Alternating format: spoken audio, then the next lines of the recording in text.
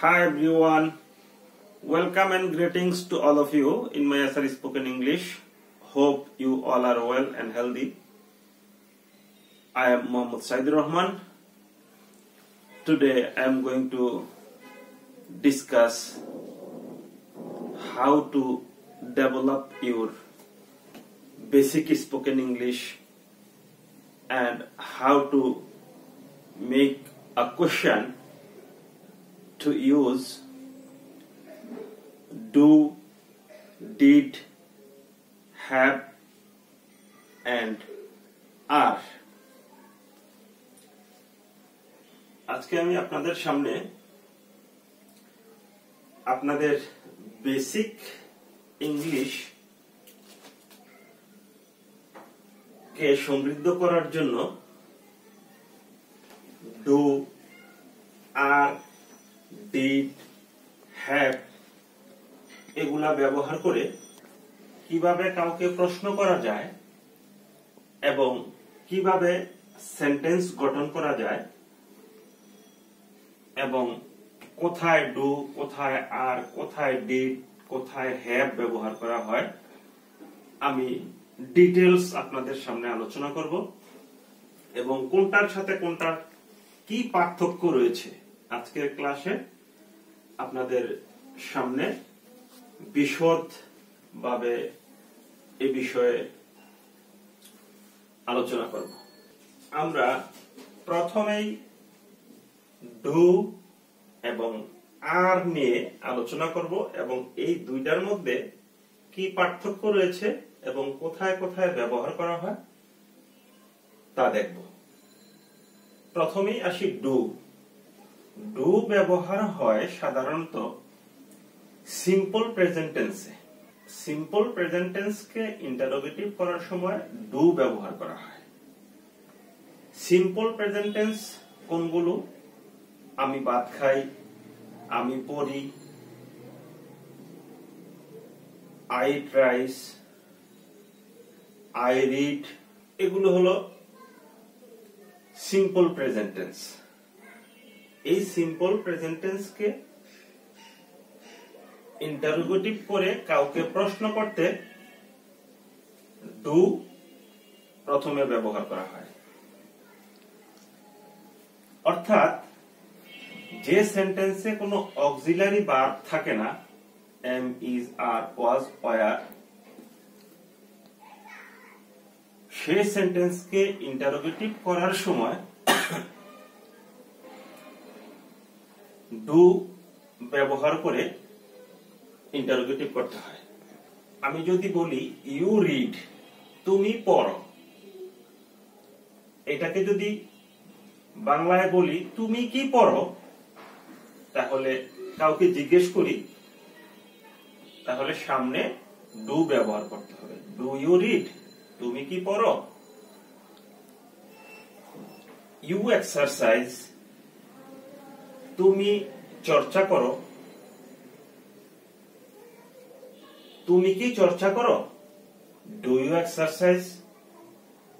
ঠিক তেমনি ভাবে ডু ইউ থিঙ্ক, তুমি কি চিন্তা করো? ডু ইউ হিয়ার, তুমি কি শোনো? ডু ইউ নো, তুমি কি জানো? ডু ইউ ওয়াক, তুমি কি হাঁটো? ডু ইউ ট্রাই, তুমি কি চেষ্টা করো? তাহলে এই ধরনের সেন্টেন্সে ডু প্রথম ব্যবহার করে আমরা ইন্টারোগেটিভ করতে পারি এবং কাউকে প্রশ্ন করতে পারি। ডু দিয়ে প্রশ্ন করার সময় সবসময়ই সাবজেক্টের পরে ভার্ব থাকবে। আপনারা দেখেন, রিড একটি ভার্ব, এক্সারসাইজ একটি ভার্ব, থিংক একটি ভার্ব, হিয়ার একটি ভার্ব, নো একটি ভার্ব, ওয়াক একটি ভার্ব, ট্রাই একটি ভার্ব। তাহলে আমি 7টি উদাহরণ এখানে দিয়েছি ডু দিয়ে এবং সবগুলোই এখানে ভার্ব রয়েছে। এখন আমরা আর নিয়ে আলোচনা করব যে আর এর সাথে ডু এর কি পার্থক্য রয়েছে। Are you reading the book, are you reading the book, তুমি কি বইটি পড়ছো? এটা হলো কন্টিনিউয়াস টেন্সকে কিভাবে ইন্টারোগেটিভ করা যায় আর ব্যবহার করে সেই নিয়ম। তারপর রয়েছে আর ইউ আ স্টুডেন্ট, তুমি কি একজন ছাত্র।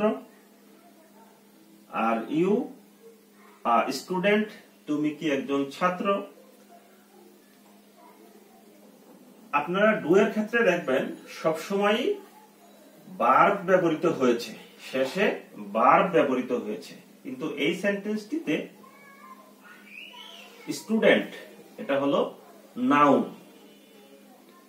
আপনি আর দিয়ে সেন্টেন্স করার সময় এখানে থাকবে হলো নাউন, অ্যাডজেক্টিভ, অ্যাডভার্ব এবং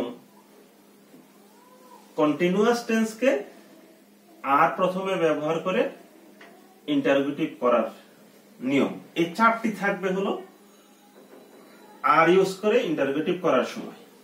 তাহলে আর ইউ এ স্টুডেন্ট, তুমি কি একজন ছাত্র, এখানে স্টুডেন্ট হলো নাউন।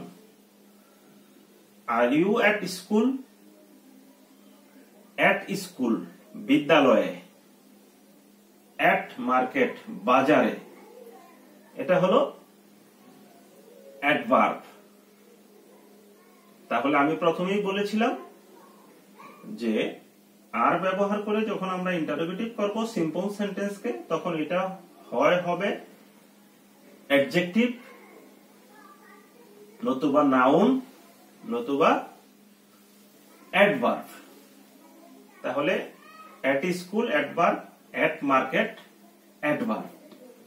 আপনারা হয়তো প্রশ্ন করতে পারেন বা মনের মধ্যে প্রশ্ন রাখতে পারে যে স্কুল হলো নাউন, মার্কেটও নাউন, তাহলে এটা অ্যাডভার্ব হলো কিভাবে।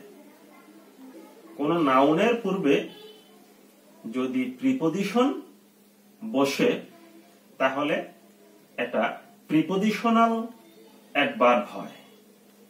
তো এটা হলো প্রিপোজিশনাল অ্যাডভার্ব, দ্যাট মিন্স এটা একটা অ্যাডভার্ব। নাম্বার 5, আর ইউ ক্রাঙ্কি, তুমি কি পাগল। তাহলে এই ক্রাঙ্কিটা হলো অ্যাডজেক্টিভ, যার কারণে আমরা আর দিয়ে প্রশ্ন করেছি। নাম্বার 6, আর ইউ শিওর, তুমি কি নিশ্চিত। তাহলে শিওর এখানে হলো অ্যাডজেক্টিভ, যার কারণে আমরা আর দিয়ে করেছি। নাম্বার 7, আর ইউ মাইজার, আপনি কি কৃপণ। তাহলে আমরা যেটা পার্থক্য দেখলাম ডু এবং আর এর মধ্যে, ডু সিম্পল সেন্টেন্সকে ইন্টারোগেটিভ করার সময় সামনে বসে এবং সেন্টেন্সের পরে ভার্ব ব্যবহৃত হয়, কিন্তু আর দিয়ে ইন্টারোগেটিভ সেন্টেন্স করার সময় বাক্যের শেষে অ্যাডভার্ব, অ্যাডজেক্টিভ এবং নাউন থাকবে এবং কন্টিনিউয়াস টেন্সকে আর সামনে রেখে ইন্টারোগেটিভ করতে হয়। এই হলো আর এবং ডু এর মধ্যে পার্থক্য। এরপর আমরা আসব ডিড এবং হ্যাভ ব্যবহার করে কিভাবে সেন্টেন্স তৈরি করা যায় এবং এদের মধ্যে কি পার্থক্য রয়েছে। প্রথমেই ডিডে আসি। ডিড ইউ ট্রাভেল, তুমি কি ভ্রমণ করেছিলে। ডিড ব্যবহার করা হয় অতীতকালের কোন কাজের ক্ষেত্রে। 5 ঘন্টা আগে কাজটি হয়েছিল, 1 দিন আগে কাজটি হয়েছিল, 2 দিন আগে কাজটি হয়েছিল, 5 বছর আগে কাজটি হয়েছিল, এরকম কাজটি হয়েছিল অতীতে। এরূপ ক্ষেত্রে প্রশ্ন করতে আমরা ডিড ব্যবহার করি। ডিড ইউ ট্রাভেল, তুমি কি ভ্রমণ করেছিলে। আমরা এটা এরকম লিখতে পারি, ডিড ইউ ট্রাভেল ইয়েস্টারডে, তুমি কি গতকাল ভ্রমণ করেছিলে। অথবা did you travel last week, এরকম আমরা বলতে পারি। তারপরে রয়েছে কি did you procrastinate, did you procrastinate, procrastinate এর বাংলা অর্থ হলো বিলম্ব বা গড়িমসি করা। ডিড ইউ প্রোক্রাস্টিনেট, তুমি কি বিলম্ব করেছিলে? ডিড ইউ ওয়েস্ট টাইম, তুমি কি সময় অপচয় করেছিলে? Did you write a letter, তুমি কি একটি চিঠি লিখেছিলে? Did you wait for him, তুমি কি তার জন্য অপেক্ষা করেছিলে? Did you go to school, তুমি কি বিদ্যালয়ে গিয়েছিলে?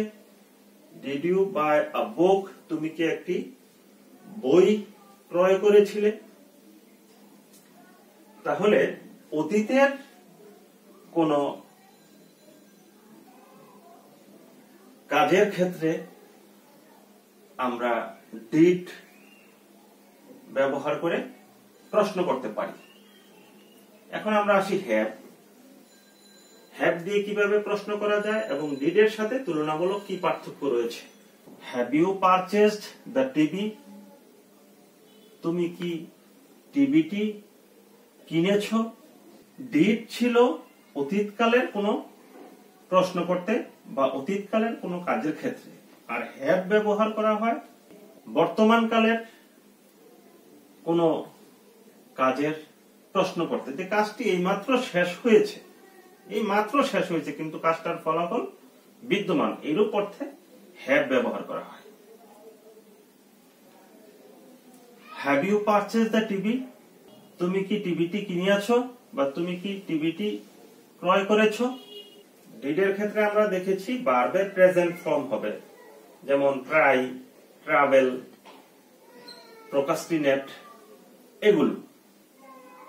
আর এখানে হবে ভার্বের পাস্ট পার্টিসিপল ফর্ম। হ্যাভ এর ক্ষেত্রে ভার্বের পাস্ট পার্টিসিপল ফর্ম ব্যবহার করতে হবে। Have you written a letter, তুমি কি একটি চিঠি লিখিয়াছো বা তুমি কি একটি চিঠি লিখেছো? এখানে রিটেন হলো ভার্বের past participle form. Have you promised with him, তুমি কি তার সাথে প্রতিজ্ঞা করেছো? হ্যাভ ইউ টেকেন দিস, তুমি কি এটা নিয়েছো? হ্যাভ ইউ আর্নড মানি, তুমি কি টাকা রোজগার করেছো? হ্যাভ ইউ পানিশড দেম, তুমি কি তাদেরকে শাস্তি দিয়েছো? Have you ascertained the matters, have you ascertained the matters, তুমি কি বিষয়টি নিশ্চিত করেছো? তাহলে ডিড ব্যবহার করা হয় অতীতকালের কোন প্রশ্ন করতে, অতীতকালে কোন কাজের ক্ষেত্রে প্রশ্ন করতে, এবং ডিড এর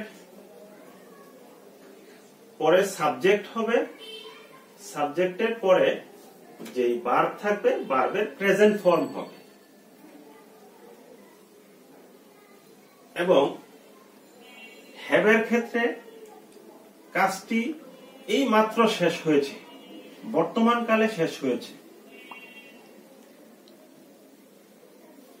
এই ধরনের ক্ষেত্রে হ্যাভ সেন্টেন্সের প্রথমে থাকবে এবং ভার্বের পাস্ট পার্টিসিপল হবে।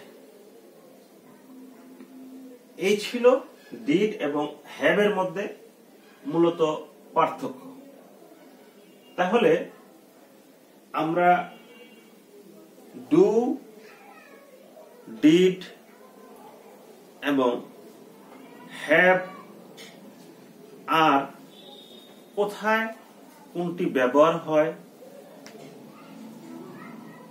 কি কি পার্থক্য কোনটার সাথে রয়েছে, বিস্তারিতভাবে আপনাদের সামনে তুলে ধরার চেষ্টা করেছি। আপনারা আমার ভিডিওটি দেখে এই সেন্টেন্সগুলো অনুসরণ করে আপনারা নিজেরা প্রশ্ন করবেন এবং প্রশ্ন করা শিখবেন, কিভাবে প্রশ্ন করতে হয় এবং কোনটার মধ্যে কি পার্থক্য রয়েছে সেভাবে প্রশ্ন করবেন।